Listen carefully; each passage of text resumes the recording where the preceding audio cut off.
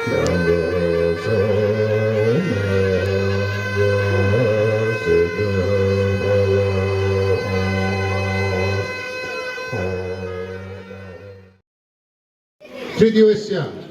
धार्मिक अनुष्ठान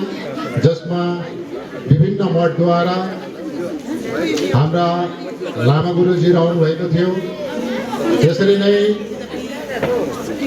वेद पाठको निम्ति र विभिन्न पाठहरू दैविक परम्परा अनुसार यहाँनिर पाठ अनि हवनको कार्यक्रम भएको थियो र उहाँहरू पनि विभिन्न क्षेत्रबाट आउनुभएका गुरुजनहरू हुनुहुन्थ्यो। भने यसरी नै हामीसँग सत गुरु महाराजजीहरू आउनुभएको थियो। उहाँहरू पनि विभिन्न क्षेत्रका मठबाट आउनुभएको थियो र हामी यस विश्व शान्ति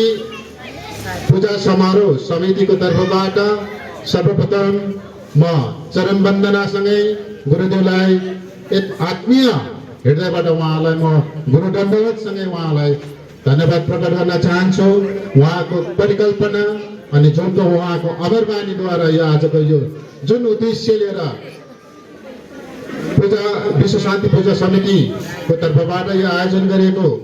मनसङ्घद्वारा आयोजन गरेको जुन उद्देश्य अनि धर्म प्रेरित अनुष्ठान त्यो सफल भएकोमा उहाँलाई आभार व्यक्त गर्न चाहन्छु। साथै विभिन्न मठबाट आउनुभएका गुरुजनहरू लामा गुरुजनहरू उहाँलाई पनि म पूजा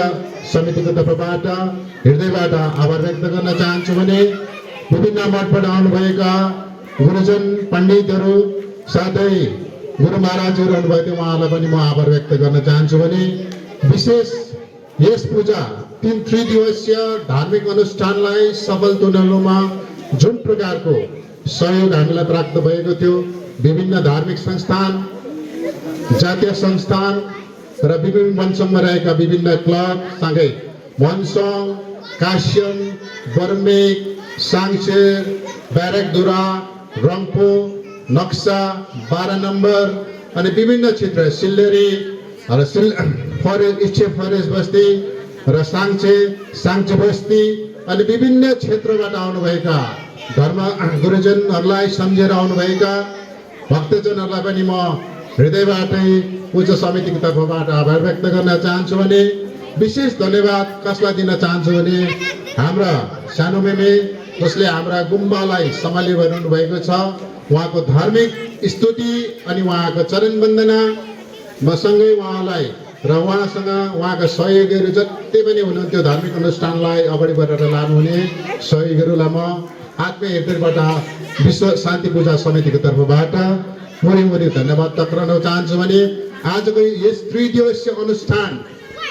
सायदै विभिन्न क्षेत्रमा आफ्नो काम गर्नुहुने कौशलपूर्ण रूपमा काम गर्नुहुने हाम्रा स्वयंसेविकाहरू जसमा भान्सामा खटिने हुने र ड्राइभर दाजुभाइ स्वयंसेवक जसले आफ्नो कौशलतालाई देखाएर उहाँले सम्पूर्णको नाम यहाँनिर लिन सकिँदैन किनभने धेरै मात्रामा हामीसँग सेविकाहरू भएको हुनाले उहाँको मेरो मुखारबिन्दबाट सम्पूर्णको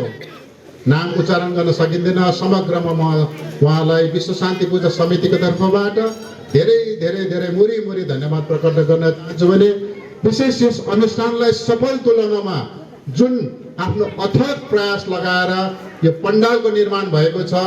गुरुदेवको जुन परिकल्पना थियो त्यही परिकल्पनालाई साक्षात रूप दिएर चाहिँ उहाँले जुन यो पण्डाल निर्माण गर्नुभएको छ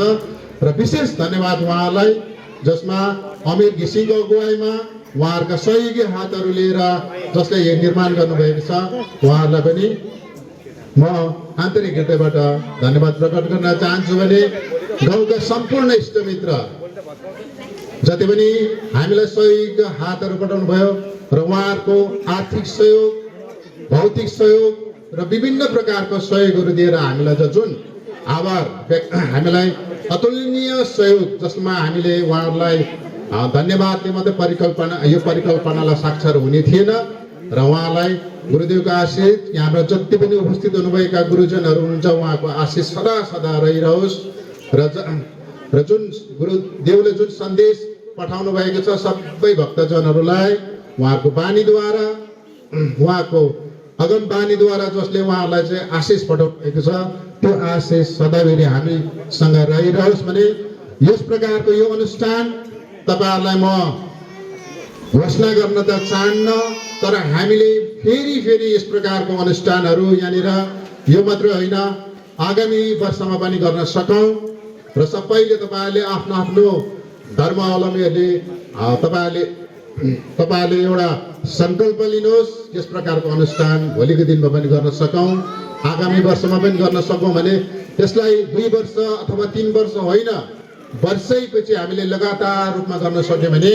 हामी यो मनसङको पुण्य भूमिलाई हामीले अतुल्य भूमि बनाउन सक्छौं भन्ने प्रार्थना गर्दै म मेरो धन्यवादको कार्यक्रम यही समाप्त गर्दछु धन्यवाद।